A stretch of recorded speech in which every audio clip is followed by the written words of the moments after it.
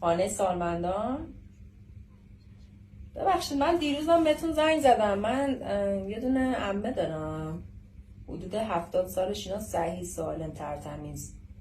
خواستم بیارمش اونجا. خودش هم از بله کامل خودش از پس همه کاراش برمیاد. چی؟ سالمند نه، قشنگ دستشویی همون منو دیسن من دا دیرم bir kimi deysən? خوبم میخواد همه چی بهت میدن اونجا. Quz nə qaza xub mən Salmandana gedim. میری؟ آره بله میاد. Və sən niyə getmisən?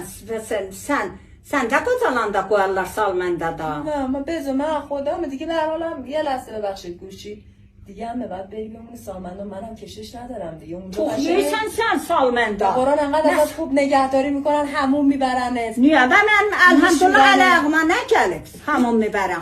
خودم o mişirəm.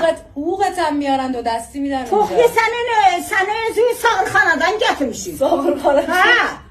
Sən də məni yollayırsan Salmandana. Besisi آوردید. Bisisidən hə valla. Duruq.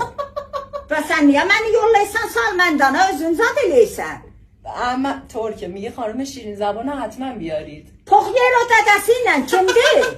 Ağa mən gəlmirəm Salmandana. خانم میارم میارمش آقا ساکشو جمع کرده. Yox baba yox Simanı ver mənə.